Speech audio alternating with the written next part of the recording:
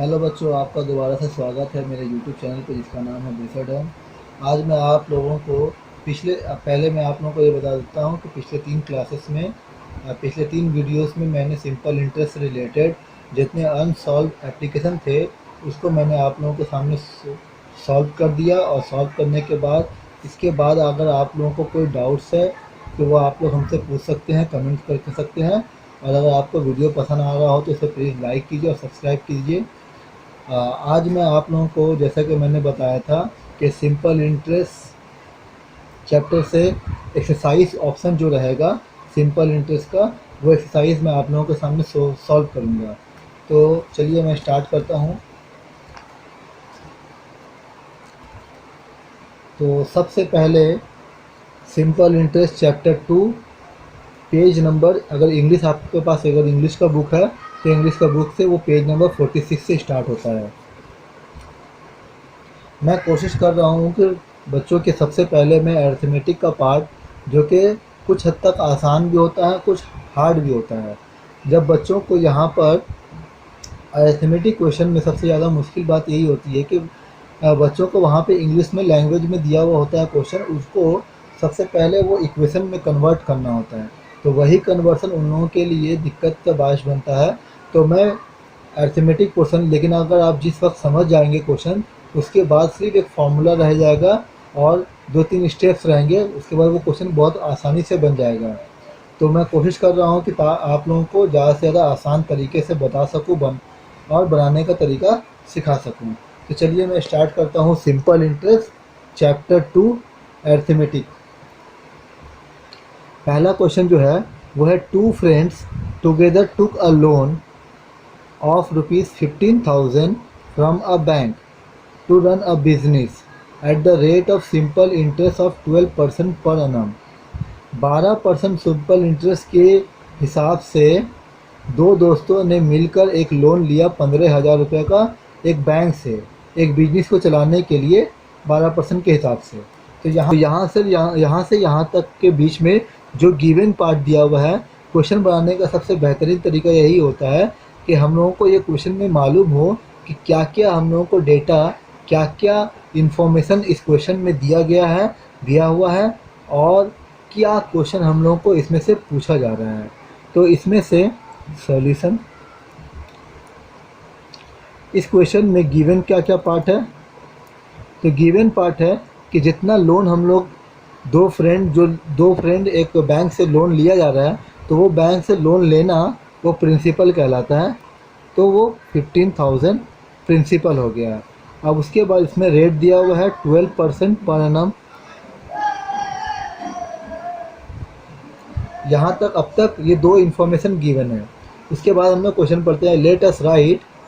हम लोग को ये लिखकर बताना है, बाय कैलकुलेटिंग, हिसाब लगाना है, the interest they have to pay after 4 years. 4 साल के बाद कितना इंटरेस्ट वो लोग पे करेंगे। यानी कि वो जो दो दोस्त हैं वो बैंक से जो 15,000 रुपये लिए हैं 12% पर एनम सिंपल इंटरेस्ट पे, तो 4 साल के बाद वो लोग कितना इंटरेस्ट रिटर्न करेंगे, कितना इंटरेस्ट चुकाएंगे। तो हम लोग को यहाँ पर गिवन ये पार्ट मिल चुका है और ये पार्ट हम लोगों को फाइंड करना है। तो बस इंटरेस्ट का फॉर्मूला को सिर्फ प्लॉट कर देंगे, 100 sorry P into R into T divided by 100, यानी कि principal into rate into time divide by 100। तो प्रिंसिपल का वैल्यू है 15,000 और रेट का वैल्यू है 12%। टाइम यहाँ पे 4 ईयर्स दिया हुआ है बाय 100। तो 2 ज़ीरो से 2 ज़ीरो को कैंसिल करेंगे तो बाकी बच जाएगा 150 इंटू 12 इंटू 4।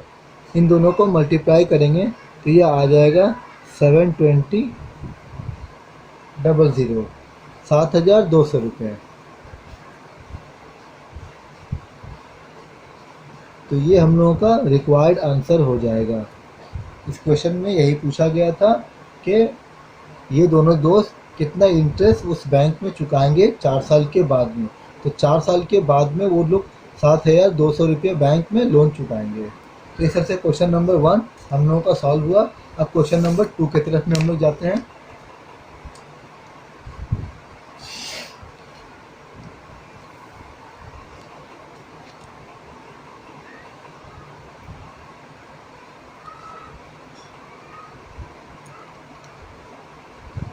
हम लोग अब क्वेश्चन नंबर 2 को स्टार्ट करते हैं। तो क्वेश्चन नंबर 2 को पहले हम लोग पढ़ेंगे। तो क्वेश्चन नंबर 2 में लिखा हुआ है let us determine the interest. हम लोग को इंटरेस्ट को मालूम करना है, डिटरमाइन करना है, ढूंढना है on ₹2000 at the rate of simple interest of 6% per annum. 2000 रुपये पर जिसका सिंपल इंटरेस्ट पर एनम 6% है, फ्रॉम 1 जनवरी टू 26 मई 2005। तो ये हम लोग का क्वेश्चन है।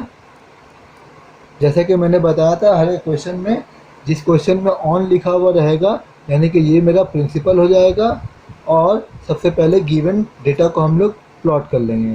तो गिवन डेटा क्या हो जाएगा, गिवन डेटा है प्रिंसिपल गिवन हो जाएगा 2000 और रेट दिया हुआ है 6%, और टाइम की जगह में यहाँ पे लिखा हुआ है 1 जनवरी टू 26 मई 2005। तो देखिए सबसे पहले बच्चों यहाँ पर हम लोगों को ध्यान देना है कि 2005 लिखा हुआ है, तो आप लोगों को 2005 मालूम होना चाहिए ये मेरा लीप ईयर नहीं है। लीप ईयर क्या होता है, लीप ईयर वो साल होता है कि जो जिस साल में हम लोग जानते हैं कि जनवरी, फरवरी, मार्च, तो कुछ महीने 31 तारीख के होते हैं और कुछ महीने 30 तारीख के होते हैं। तो जो भी महीना, और फरवरी का महीना जो होता है वो 28 तारीख का होता है इन जनरल, लेकिन जिस भी साल फरवरी का महीना 29 दिन का होगा उस साल को हम लोग कहते हैं लीप ईयर। ये अक्सर होता यूँ है कि ज़मीन जो सूरज की चारों तरफ चक्कर लगाती है, तो चक्कर लगाने में वो एक कंप्लीट चक्कर लगाने में, एक कंप्लीट रिवॉल्व करने में वो 365 365 डेज़ लेती है। तो 365 एक्चुअल नहीं होता है, वो 365 1/4 डेज़ होता है, जो कि हर 4 साल मुकम्मल होने पर वो एक दिन के बराबर हो जाता है। तो जिस वजह से वो एक दिन बढ़ जाता है। अब आप लोग ये पूछेंगे सवाल कि ये एक दिन फरवरी के महीने में ही क्यों बढ़ाया जाता है, दिसंबर में क्यों नहीं बढ़ा दिया गया, जनवरी में क्यों नहीं बढ़ा दिया गया, या फिर जिस महीने में 30 तारीख होते हैं, 30 दिन का महीना होता है, उस महीने में क्यों नहीं बढ़ा दिया गया। तो ये एक्चुअली हम लोग जो ये कैलेंडर पढ़ते हैं, हम लोग के पास 2 तरह का कैलेंडर होता है, और अपने अपने हिसाब से अलग 2 तरह का कैलेंडर कहने का ये मतलब है कि एक सूरज के जरिए देखकर बनाया जाता है और एक होता है चाँद के जरिए देखकर बनाया जाने वाला कैलेंडर। तो ये कैलेंडर जो हम लोग अभी चलाते हैं उसको ग्रेगोरियन कैलेंडर बोलते हैं। ये ग्रेगोरियन कैलेंडर जो है वो ग्रीक के जरिया स्टार्ट हुआ था। तो ग्रीक का कंट्री में, मतलब ग्रीस कंट्री में, यूनान में, वहाँ महीना जो स्टार्ट होता है वो होता है मार्च से। तो मार्च होता है साल का पहला महीना, तो उस हिसाब से फरवरी जो हो गया वो साल का आखिरी महीना हो गया। तो इसी वजह से हर 4 साल के बाद में जब वो एक दिन बढ़ जाता है तो महीने के आखिर में वो एक दिन जुड़ जाता है, तो वो महीना का आखिर फरवरी होता है, इसलिए फरवरी में 29 दिन आ जाता है। तो ये था आप लोगों को एक्स्ट्रा कुछ बताने का मेरा मतलब मैंने आप लोगों को कुछ एक्स्ट्रा बता दिया। हो सकता है ये टाइम आप लोगों का कीमती है कि मैं कोशिश करूँगा कि, लेकिन ये एक इन्फॉर्मेशन था जो मैंने आप लोगों को दिया। और अभी फ़िलहाल जब बाद में वो ग्रेगोरियन कैलेंडर को चेंज करने के बाद, उसके बाद में जब ये जीसस क्राइस्ट वाला ज़माना आया तो यहूदियों और नसरानियों ने मिलकर फिर इस कैलेंडर को चेंज करके फर्दर वो जनवरी से दिसंबर का उन्होंने कर दिया। लेकिन दिन जो है वो जनवरी फरवरी में जितने दिन रहते थे वो लोग भी उसी दिन पे मुत्तफिक रहे, उतने ही दिन उन लोगों ने भी रखा। तो चलिए अब हम लोग मैथ पे आते हैं। तो 1 जनवरी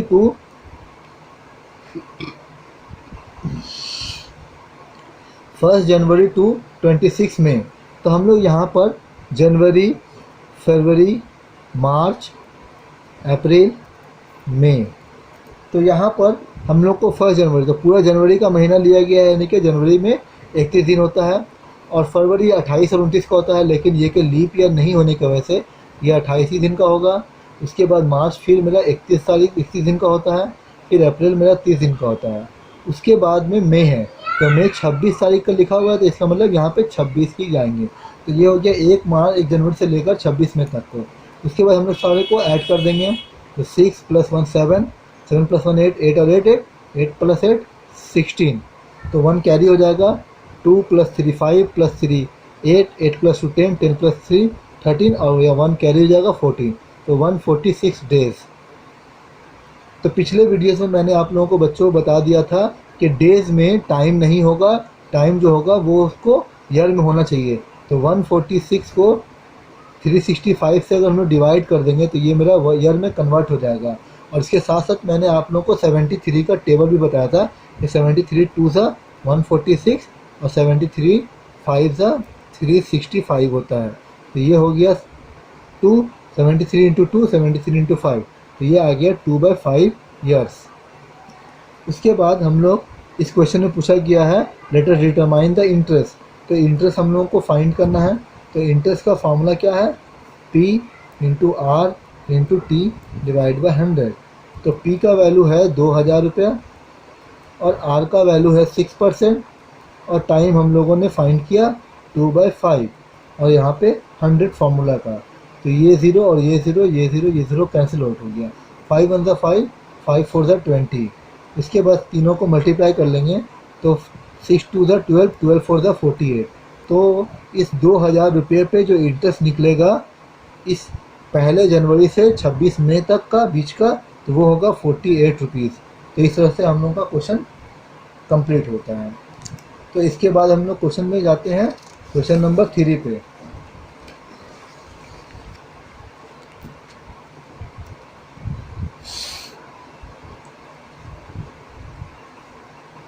हम लोग क्वेश्चन नंबर 3 स्टार्ट करते हैं। क्वेश्चन नंबर 3 में पूछा गया है let us determine the amount. Amount यहाँ पे लिख दिया है और क्वेश्चन में यहाँ पे आसानी के लिए ये भी बता दिया गया प्रिंसिपल अलॉन्ग विथ इंटरेस्ट, जबकि हम लोग ये जानते हैं कि अमाउंट का मतलब ही होता है प्रिंसिपल और इंटरेस्ट को मिलाकर। तो यहाँ पे प्रिंसिपल अलॉन्ग विथ इंटरेस्ट लिखा जाए क्योंकि एग्ज़ाम में ये पॉसिबल है कि लिख दिया जाएगा और ये भी पॉसिबल है कि नहीं भी दिया जा सकता है। तो आप लोगों को इस टर्मिनोलॉजी से वाकिफ़ होना चाहिए कि आप लोग ये अमाउंट समझने, अमाउंट लिखा रहे जहाँ पर भी, तो अमाउंट से आप लोग समझ सकें कि ये प्रिंसिपल और इंटरेस्ट को मिलाकर बोला गया है। तो सवाल में पूछा गया है कि प्रिंसिपल अमाउंट कितना होगा ऑन रुपीज़ इतना। तो याद है मैंने आप लोगों को कहा था कि ऑन का मतलब है यहाँ पे प्रिंसिपल दिया हुआ है, ये 960 हो गया at the rate of simple interest of 808 1/3। तो रेट कितना बोला गया है 8 1/3%। इसको सिंप्लीफाई करेंगे तो 3 8 24 प्लस 1 25/3% पर एनम। और टाइम दे दिया गया है 1 ईयर 3 मंथ। तो यहाँ पर इसको कन्वर्ट कर लेंगे, 1 ईयर का मतलब 1 ईयर, 3 मंथ का मतलब 3 मंथ को कन्वर्ट करेंगे तो वो 3/12 में कन्वर्ट हो जाएगा। तो 3 को 3 1 3, 3 4 12, तो 1 + 1/4 प्लस के कंसेप्ट में ये इस तरह से कन्वर्ट हो जाता है। तो ये फाइनली इसको करेंगे सॉल्व करने के तो ये आ जाएगा 5/4, तो 5/4 ईयर्स। तो सवाल में पूछा गया है कि हम लोग को अमाउंट मालूम करना है जो 960 रुपये के ऊपर में जिसका सिंपल इंटरेस्ट का रेट होगा 8 1/3 और वो 1 साल 3 महीने पर। तो 1 साल 3 महीने पर मेरा 960 रुपये पर कितना अमाउंट बनेगा। तो अमाउंट का फॉर्मूला होता है प्रिंसिपल प्लस इंटरेस्ट। तो इंटरेस्ट का फॉर्मूला, तो सबसे पहले हम लोग को ये इंटरेस्ट मालूम करना होगा क्योंकि प्रिंसिपल यहाँ पे गिवन है। अगर हम लोग चाहें तो इसका फॉर्मूला भी हम लोग आसानी से निकाल सकते हैं, जो ये था principal is equal to sorry amount is equal to principal into 100 plus R into T divided by 100। तो ये इसका सिंपल फार्मूला है। अगर आप लोग चाहें तो इंटरेस्ट को अलग से निकाल लें, निकाल लेने के बाद उसको प्रिंसिपल के साथ ऐड कर देंगे तभी वो अमाउंट आ जाएगा, और चाहें तो इस फार्मूले में डायरेक्ट प्लॉट करेंगे तो भी ये आ जाएगा। तो हम लोग कोशिश करते हैं, पिछले हम लोग एप्लीकेशन में ऑलरेडी बना चुके हैं फार्मूला की मदद से, तो इस बार हम लोग इस लॉन्ग प्रोसेस से बना चुके हैं, अब हम लोग इस फार्मूला की मदद से इसको बनाएंगे। तो प्रिंसिपल दिया हुआ है 960 रुपीज़ और ये 100 प्लस आर का वैल्यू है 25/3, तो ये हो जाएगा 25/3 और रेट दिया टाइम दिया हुआ 5/4, ये 5/4 और ये आ गया नीचे में 100।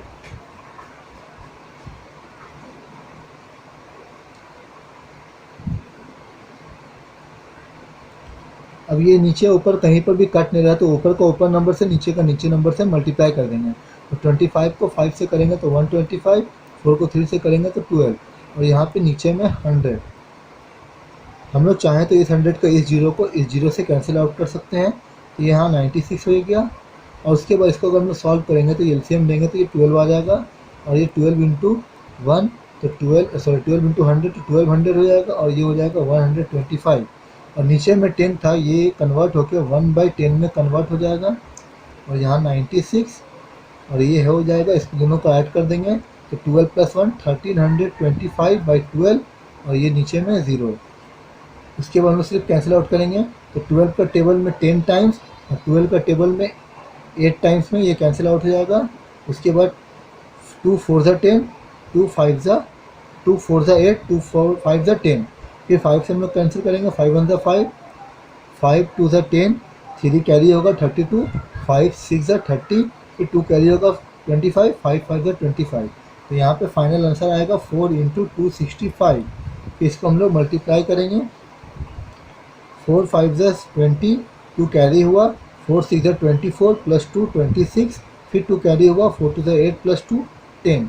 तो इस तरह से हम लोग का डायरेक्ट आंसर आ गया कि 960 रुपये पर अगर 25/3% रेट ऑफ इंटरेस्ट और 5/4 टाइम्स के लिए ईयर टाइम के लिए अगर हम लोग इसको रखेंगे तो ये हमारा अमाउंट बन जाएगा 1060 रुपीज़।